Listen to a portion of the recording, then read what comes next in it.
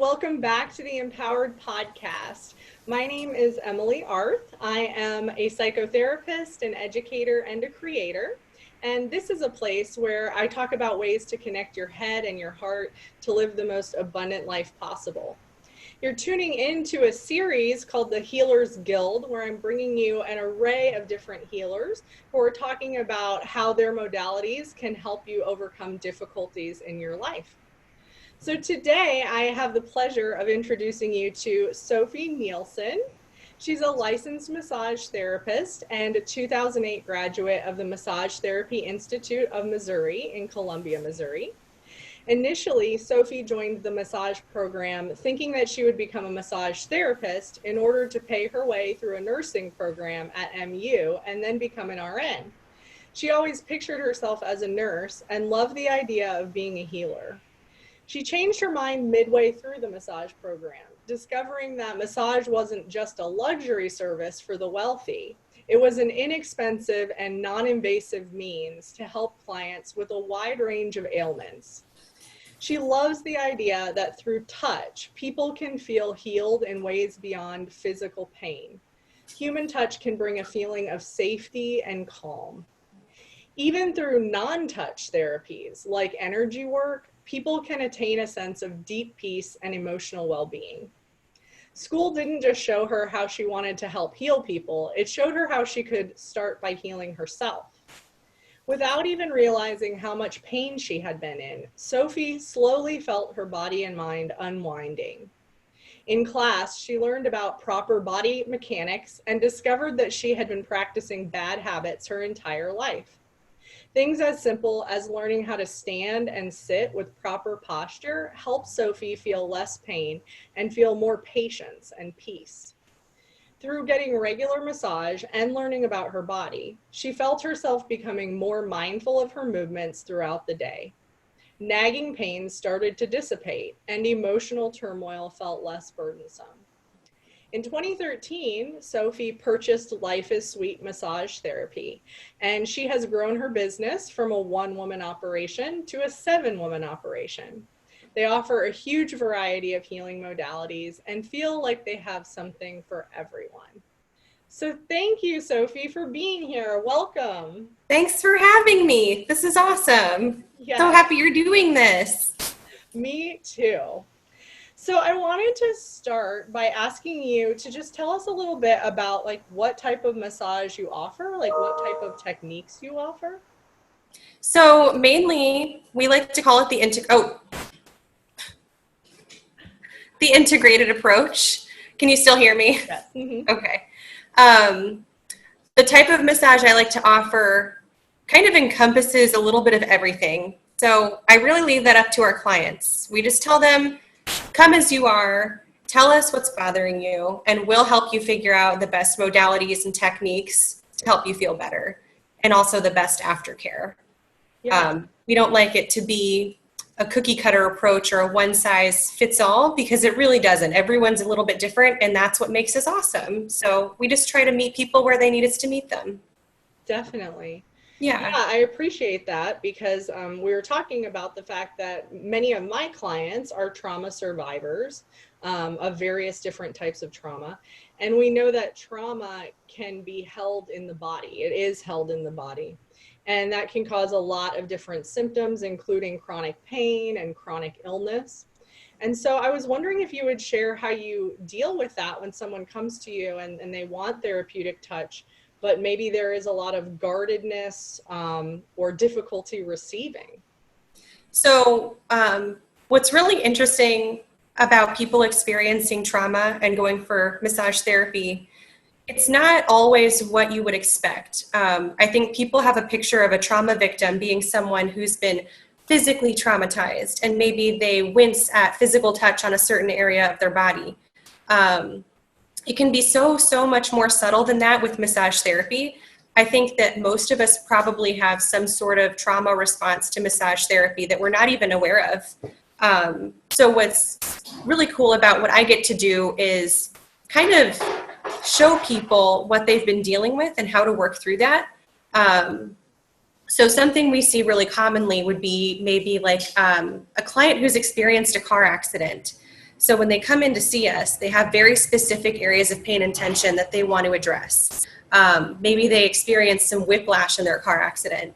So to this day, they're having symptoms of pain and tension throughout their entire neck. It goes up into their head, sometimes into their jaw muscles, sometimes into their sternum. It hurts to breathe. It hurts to stand up straight. It hurts to read. This impacts everything they're doing through their daily life. So they think about it constantly. That pain also impacts their personality a little bit.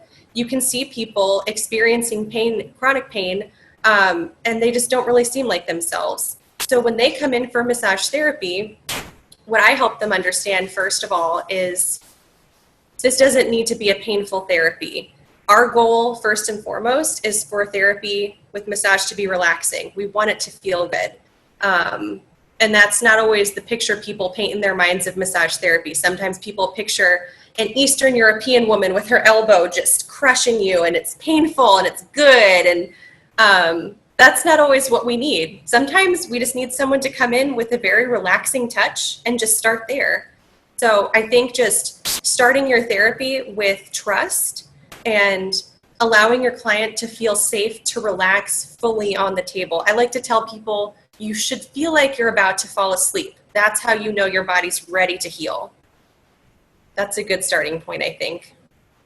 Definitely. Yeah. And of course, we know, I like that you mentioned that your body's healing at that point because, if you've been through trauma in your life, and especially if you've developed a pathology, that means that the fight, flight, or freeze part of your brain is overactivated, which causes a lot of stress hormones to be happening in your body and actually makes it harder for your body to heal. And so when we say like go home and rest when we're healing, we mean we need to rest to the point where our bodies are in that parasympathetic nervous system, right? Where it's Yes. ready to heal and digest and help all of the cells in our body turn over. So I think that's an important aspect to remember instead of just thinking of massage as relaxation.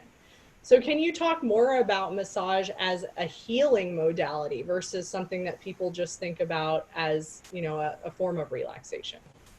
Yeah. Kind of like I was saying, I mean, massage can start with relaxation, and that's great. And it should start with relaxation, just letting your body trust and relax. The healing can come in so many different ways. I love that, through massage therapy, for even coming in for your first appointment, usually people have a really different sense of their bodies afterwards. So that's another form of healing. You come in, you relax and heal, and then you actually get the physical massage. So we're breaking apart the tension and we're loosening the muscles and we're softening the tissues, and that's wonderful. And then afterwards, like you were saying, your body goes into the healing process. Everything starts to work properly. You've got blood flowing, you've got nutrients moving where they need to go. Your body can finally rest. And you can also have this sense of mindfulness. You've got a better understanding of where you were actually holding tension. And that's a whole other part of the healing process, even after your massage is already finished. You can finally think throughout the day like, oh, when I was getting my massage, I had a lot of pain and tension at the base of my skull where my therapist was working. Maybe I should be more mindful to keep my head back here where my head doesn't feel so much pain and tension. So that's one way we can heal after massage therapy.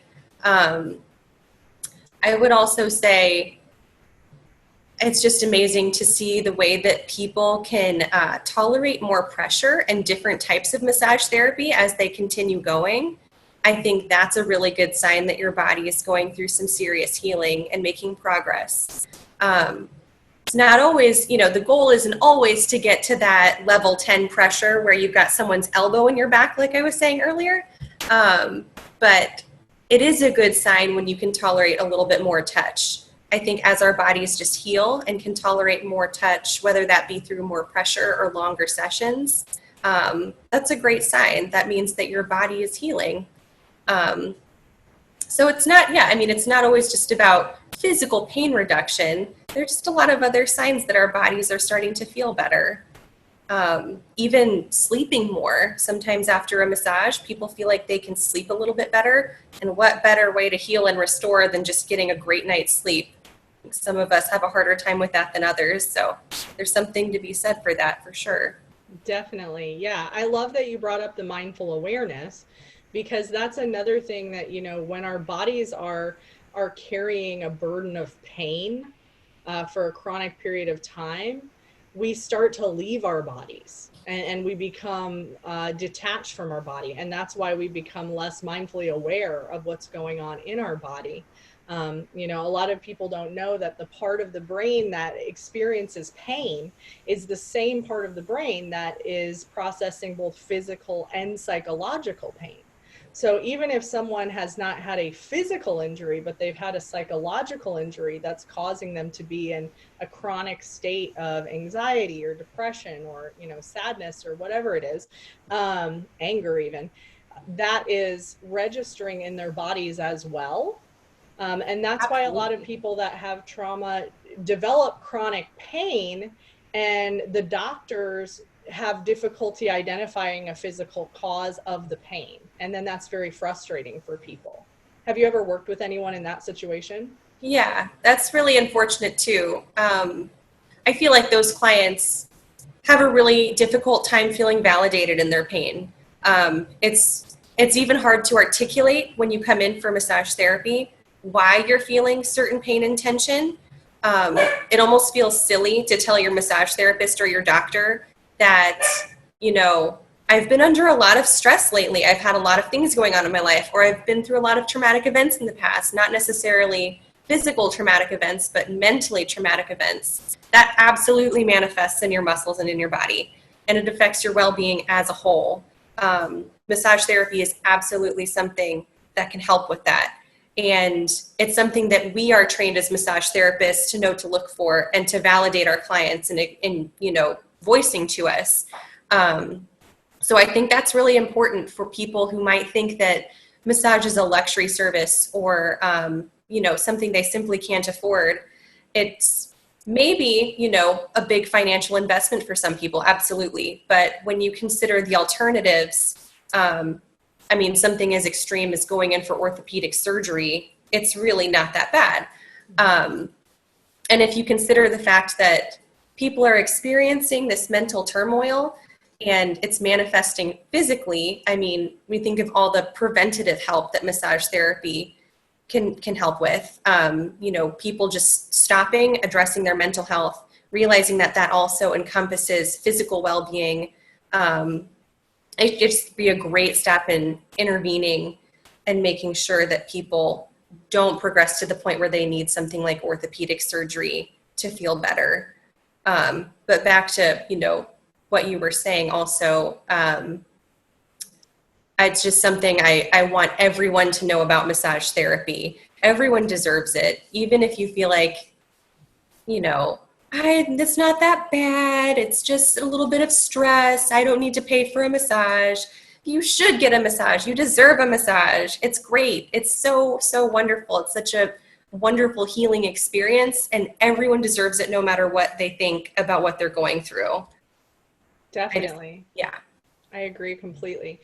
Yeah, and there's so much more to it than just the touch aspect. There's the relational aspect, that it is a trust building exercise. Like you said, how we all have a certain level of guardedness probably when we first start getting massage. And I know I told you for myself, I got massage regularly for about 3 years before I was truly able to fully surrender and relax. I noticed I was in my head a lot, like thinking about oh, they're touching that part of my body, or why can't I relax that part of my body? Or, just a lot of criticisms of what was happening in my own body before I got to a place where I had this level of trust with my therapist and my body was able to fully receive the relaxation that was being given to me. And so it's a huge exercise in learning to open and receive. Absolutely. Yeah. That's one of the biggest points people make to us as an argument to why they don't get massage therapy. Physical insecurities, number one, the thing that I hear from people the most. I'd get a massage, but what about my weight? I'd get a massage. What about my physical scar tissue? Or I'd get a massage, but what about my gross feet? And this might sound a little casual, but I think people need to know when clients are on our table, y'all are just slabs of meat to us. We're not sitting there judging. We've seen it all. Literally, all we're looking at is a giant puzzle on our tables. And also, massage therapists, for the most part, we're extremely empathetic people, and it makes us sad to think that people might feel judged on our table. We would never think that. So I don't know if anyone's listening to this and feeling like the only thing stopping them from getting a massage is being worried about what someone's thinking of your body. Like, don't even worry. Just a slab of meat to us. Doesn't even matter. Yeah. And it feels so good to be able to, like, to me, that's a super safe environment to be exposing yourself in that way, like, especially if I work with people who have a history of sexual abuse, for instance, and there's a lot of guarding and a lot of issues with physical intimacy and things like that. And it's like, what safer place to dip in and explore that than with someone who's a professional, who works with all kinds of bodies, who's going to be completely receptive to your boundaries and what you need and completely attentive to that. Absolutely. I think people, kind of what I was saying earlier about not really necessarily knowing where you hold all of your tension before you get a massage. I think a lot of people who've experienced trauma in the past and go to get a massage are surprised at areas that make them feel anxiety out of nowhere. Maybe I've experienced trauma with my feet before. I couldn't tell you. That's my area. For example, I have my feet worked on and I just don't like it, and it makes me uncomfortable. So that's an area that I choose not to have worked on. And I just voice that at the beginning of my sessions, let my therapist know, like, hey, just don't even work on it. So it's a learning process. I mean, like you were saying, it took you a few years to really get to the point where you could physically relax on the table and get out of your head and just let it be a healing experience. Maybe you go in for a massage and you find that having a certain area worked on makes you feel anxious, or it brings up some unpleasant thoughts or feelings. I know it's not always comfortable to speak up in the moment, but we try and look out for physical cues too. If we see our clients tensing up, or we can see that maybe their breathing rate, their breath rate has increased a little bit. There are subtle ways that we can tell if our clients are uncomfortable, but we do encourage people, just let us know. If it's not for you, if the area is not feeling good, then we don't have to work there. I mean, even if you come in for work on your neck and shoulders because that's where you hurt, and for whatever reason it makes you really uncomfortable to have that work done, we'll figure out another way to make you feel better that day. We can always work with our clients no matter what they need. So that's something I would like clients to know, is just let us know how we can make you the most comfortable. If I can pile more blankets on top of you to make you feel safer or warmer, if I can change the music in the room, if I can stop working on something or change my pressure, it's all customizable. We can change anything that our clients need, and we are never going to be annoyed by it or roll our eyes at it. We are here to just make people feel relaxed, and that's it. That's beautiful. And I love that you brought that up about, speaking your needs, because a lot of people don't realize that asking for what you need is a courage practice. And it's such a courage practice. Yeah. Yes. Even something as simple as just like, yeah, I do want the pillow under my knees. Like, even if you offer a pillow, a lot of people are like, I don't know, like, do I deserve that? Do I want that? Is that anything? Yes. And so that's another therapeutic part of this process, is, again, being willing to say what you need and practicing that, and knowing that not only is it okay for me to say what I need in this context, but I'm actually paying for a service, and I should be expecting to get my needs met from the service. Yeah, like I said, this can be a hefty financial investment for some people. So, of course, we want them to know they've got an experience they feel really good about and that they really enjoyed. Absolutely. I just forgot what I was going to say. Sorry. No, you're continue. fine. Well, I was wondering, do you have a story about an impactful or a profound experience that you've witnessed or relationship you've developed through massage therapy that you would share with us? So, thinking about trauma, actually, one of the most impactful stories I can think of is probably from massage therapy school.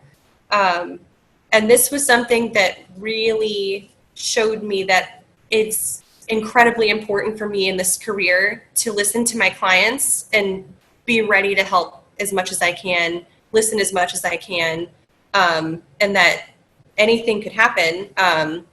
So we were practicing in one of our very first curriculums in school. It's called Reiki, which is energy work, which you've talked about in some of your other interviews in this podcast so far. Reiki is an incredible form of energy work that traditionally is done without even any touch to the body. So someone's hands are just hovering right above their client, and the energy from their hands is helping to heal and restore their clients. So in class, we were practicing Reiki on ourselves. This was our very first introduction to intention and healing. So without even touching our own bodies, we were focusing on intent and healing, having good intentions and energies. And one of my classmates had a very, very emotional response to just that very simple form of therapy. She was doing energy work on her throat, over her neck, and it brought up something very unpleasant from her past that was very traumatic. So I watched, this person that I just met, but, I felt so much care and concern for her in that moment. I couldn't imagine how scary that would feel. And it was really enlightening to me to see how quickly something like that can manifest in someone else. I definitely felt like a sense of urgency, like, okay, I'm taking notes. I need to remember that this can happen. Touch is a very powerful thing, and that even something as minimal as touch over the skin without even touching the body can trigger a response like that and bring up a memory like that for someone. So I just remembered, I think that was the moment where I realized how important this job is and how seriously I need to take my job. And what I can do for clients who've experienced something that traumatic.